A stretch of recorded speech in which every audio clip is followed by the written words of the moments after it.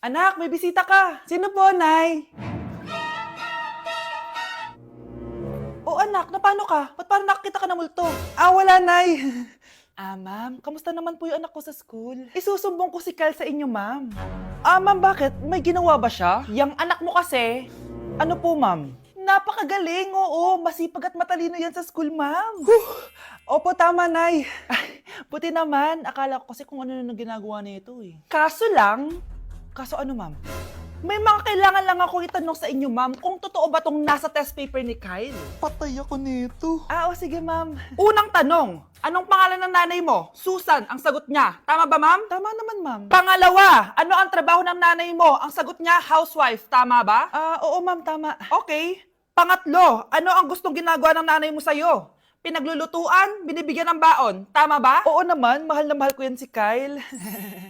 Ano ang ayaw na ginagawa ng nanay mo sa'yo? Wala naman nakalagay dyan, di ba, ma'am? Kasi wala naman ako ginagawang masama sa kanya. Ang nakalagay dito ay palaging inuutusan. Pinapalo ng hanger, Anay! binabato ng kaldero, sinisigawan, minumura, at pinapalayas. Tama ba, ma'am? Walang iya ka, anak. Halika rito! Nay, wag mo! Pinapalo pala kita ng hanger, ha? Halika rito, matatamaan ka sa akin! Nay, test paper lang yan eh! Ma'am, kumalma ka. Kumalma? Kasalanan mo to eh. Ikaw una matatamaan sa akin. Sabi ko nakalayas na ako eh. Na-like ng kifi ko. Anak, ano ibig sabihin ng kifi? Galing naman nito. Anak, ano ginagawa mo? Nay, nagla-like po ako ng mga post sa TikTok. Nagla-like? Bakit mo binababa? Ito na po kasi uso ngayon, Nay, yung magla-like ka gamit yung kifi mo. Ano ba, may mga bata ngayon na malalaman nyo sa TikTok? TikTok pa! Ayan, mga nakukuha nyo. Ang KJ mo naman, Nay. Try mo kaya. Ay, naku, Scarlett, huwag mo kayo na-influensya sa mga ganyan mo, ha? Oo nga, ang sarap sa feeling. O, diba? Like! Na-like ng kifi ko. Anak! Yes po, Nay! Pupunta dito si Mayor! Talaga, Nay? Oo, anak! Kaya ikaw behave ka, ha? Huwag ka magsasalita, ha? Sige po, Nay. Sana bigyan na tayo ng pera, pati bahay at lupa. Few moments later. Magandang hapon po. Ay, hello po, Mayor! Pumunta ako dito para sabihin na bibigyan ko kayo ng pera at saka bahay at lupa. Wow naman, Mayor! Basta ako ang iboboto nyo sa susunod na eleksyon. Opo, Mayor, kayo po yung boboto namin. Tanungin natin anak mo. Ako ba ang boboto mo? Ayaw naman ata ng anak mo eh. Anak! Mukhang ayaw talaga eh. Ibibigay ko na lang sa iba yung pera tsaka lupa. Aalis na ako. Okay, class. Oh, Jessica. Buti pumasok ka pa. Ang dami mo na miss na quiz. Bagsak ka na sa akin. Nagbakasyon ako. Na-stress kasi ako sa'yo. Ang dami mo kasi pinapagawa. Aba, bakit? Hindi lang naman ikaw yung pinapagawan ko. Lahat kayo. Ano ka dito, prinsesa? Oo. Sa bahay namin, ako ang prinsesa. Kaya kayong lahat, sumunod kayo sa akin. Pumunta ka sa guidance office. Hindi po, ate. You go to the principal's office. Tandaan mo, kami ang nagpapasahod sa'yo, di ba? Ano nangyari kay ma'am? Hala si ma'am! Ang ganda-ganda ko na naghanap ka pa ng iba. Hala, heartbroken ata si Jessica. This sir, feeling main character kasi. Tumatawa ka? Masaya kayo, ha? Kapag heartbroken ako, bawal maging masaya. Ano naman kung heartbroken ka? Paki namin. Oh, come on, Samantha. Hindi mo pa naman na-experience sa magka-jowa. Kasi walang nagkakagusto sa mukhang yan. Hi! Ako pala si Scarlett. Bago lang ako dito. Oh, pake ko. Tsaka tanggal mo nga yung makeup mo. Dapat ako lang yung maganda dito sa school. Sino ka ba para utusan ako? Feeling main character? Kadiri? Anong sabi mo? Mag-sorry ka sa akin! Sorry! Not sorry. Tsaka mukhang asin kapag may ibubuga ka na. Nakahanap din ng katapat si Cheska. Walang yatong babaeng to. Ako ang main character dito sa school. Bye! Humanda ka sa akin. Anak, gumising ka na! Good morning, Nay! Bumaba ka na, anak, kakain na tayo. Sige po, Nay! Gusto ko ngayong araw maging masaya ako. Oh, anak, eto pera, gumala ka! Hala, tingin mo, Nay! Wala yun, anak, gusto ko masaya ka lang. Sweet niyo naman, Nay. Pinagluto pala kita ng paborito mong ulam, anak. Tara, kain tayo. Sige, Nay, kakain na po ako. Few moments later. Anak, buksan mo yung printer natin. Yung printer, Nay? Sige po. Ang saya-saya ko talaga. Wala nang makakapigil sa akin.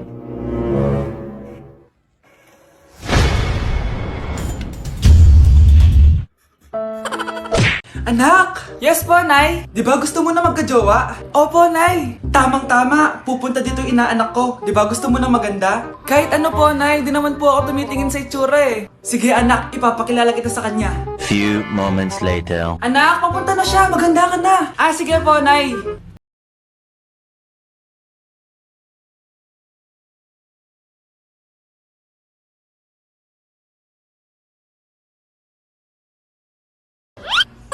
Hi, Ninang! Halika! Papakilala kita sa anak ko! Gusto ko daw niyang jowain!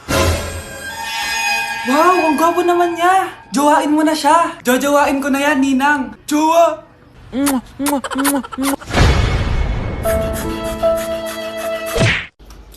Ma! Kagulat ka naman. Ano, anak? Kasama ko po jowa ko. Talaga? Papasukin mo! Babe, pasok ka daw! First time ko siyang makikita. Nakaka-excite naman.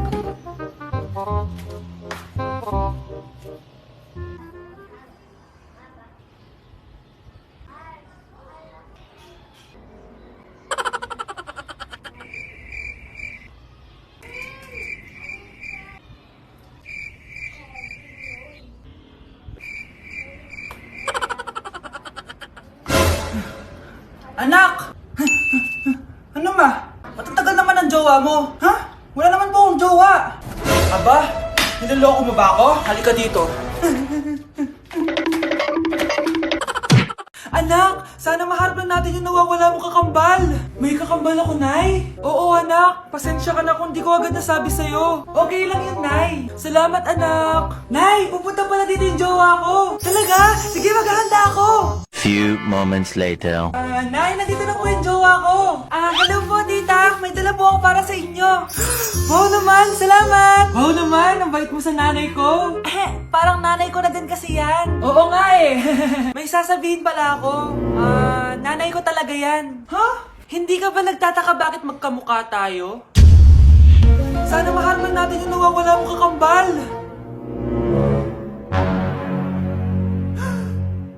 Ako, ang nawawala mong kakambal.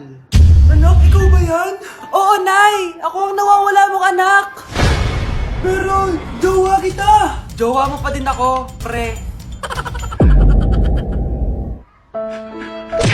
Nay, gusto ko po ng Jollibee. Sige anak, pag natulog ka, bibilan kita ng Jollibee. Gusto ko po yung fries, chicken joy, burger, tsaka spaghetti. Oo, sige anak, bibilan ko lahat yan. Matulog ka na. Sige po, Nay.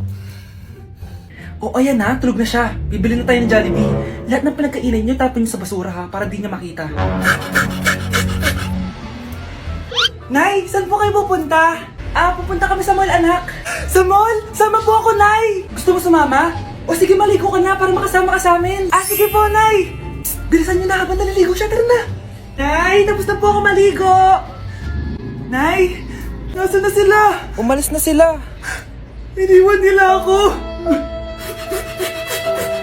Anak, para sa'yo, bagong laptop. Anak, di ba gusto mo ng bagong sapatos? Binilang kita. Para sa'yo. Nay, nasan po yung para sa akin? Nakalimutan ko yung para sa'yo eh. Nay, anak niya pa ba ako? Di ko na kasi ramdam yung pagmamahal niya sa akin eh. Aamin na ako, anak. Ampun ka lang. Ampun lang ako. Saan niyo po ako galing, Nay? Nakita lang kita sa tayo ng mga kalabaw. Kalabaw yung nanay at tatay ko? Oo, anak. Nanay at tatay mo yung mga kalabaw. Mga anak, maganda ba? Mawawala ako ng 3 araw Nay, kailangan ba talaga tumuloy doon? Importante yun, anak. Minsan lang ikasal yung kumare ko, no? Tsaka sa Cebu siya gagawin, di ba? Shala. Basta, Nay, mag-ingat ka, ha? Oo naman, anak. Huwag ka mag-alala. Siya, naalis na ako. Mga kapatid mo, ha?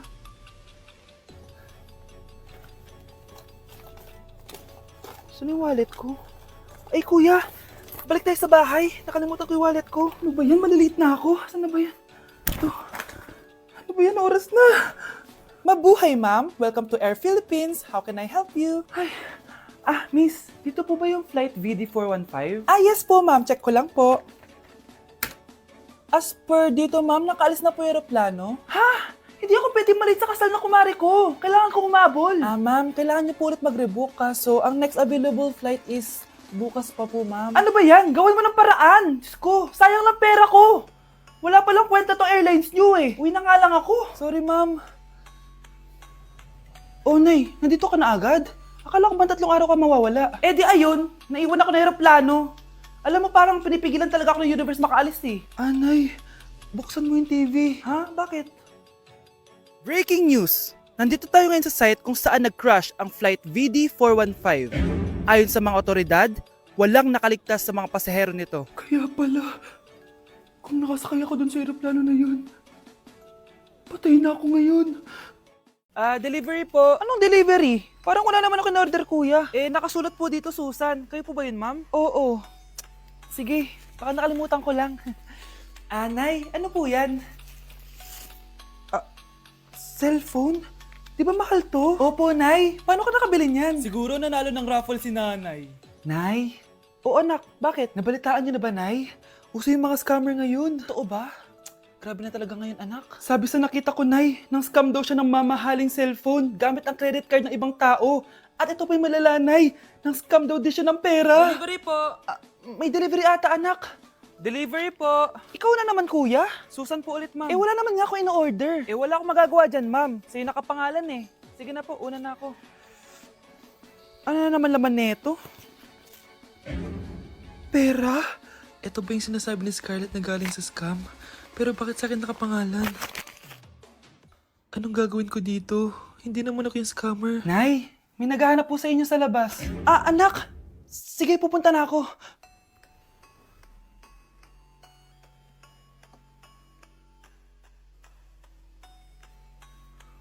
Hello po. Ano pong kailangan nila? Kayo po ba si Susan, ma'am? May natanggap po kasi akong report na kayo daw po nangi-scam. Scammer? Hindi ako scammer, Ma'am, sa'yo nakapangalan ng mga parcel. Kaya sumama ka na sa amin. Hindi nga ako scammer! Ikukulong ka na namin. Huwag niyo ko ikulong! Hindi ako scammer! Itigil niyo na yan! Hindi si nanay ang scammer. Pero nasa bahay na to, ang totoong scammer. Oh, bakit may pera na naman dito? Pinamigay ko na ibang pera kahapon Kakainis naman. Ma'am, may delivery po kayo. Oh, ano to?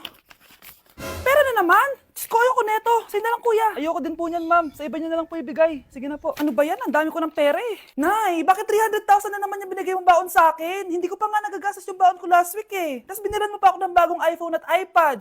Bawasan mo yung baon ko, Nakakainis ka. Huwag ka na magreklamo. Ang dami na nga natin pera eh. O, eto pa. Hindi ko na alam kung saan ko gagastusin to eh. Ay naku, padala kasi ng padala ng pera eh. Tapon ko na lang to.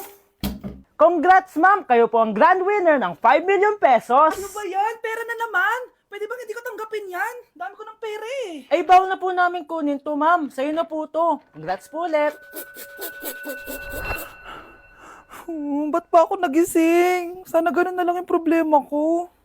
Ganda nito. Sana maging successful yung pagbebenta ko ng damit noon, Mahal, ang dami nating ibebenta mamaya. Manifest natin na makabenta kayo, Nay, para makaahon na tayo sa kahirapan. Hindi ako makapaniwalang nabili ko na yung pangarap kong tig 200,000 na relo. Wow, ang ganda niyan, Tay. Anak, tignan mo itong binili sa akin ng tatay mo.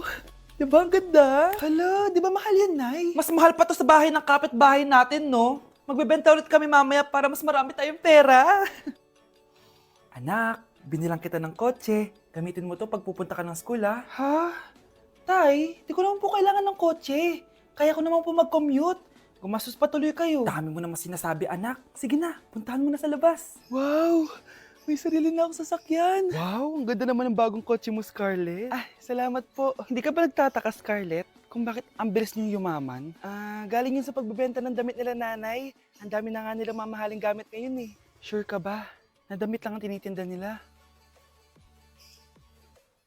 Nay, bumabagabag talaga sa isip ko kung bakit ang bilis nating yumaman. Ano ba talaga binibenta niyo ni tatay? Ano ka ba, anak? Malaki talagang kita sa pagbebenta ng damit. Pero, Nay, wala nang pero-pero. Hindi ka ba masaya, anak? Na mayaman na tayo? Na nabibili natin lahat ng gusto natin?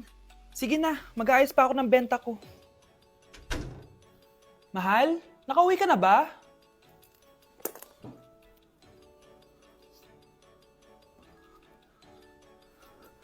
Ano ba talagang laman neto? Nagbebenta sila ng laman loob ng tao. Wow, sobrang ganda,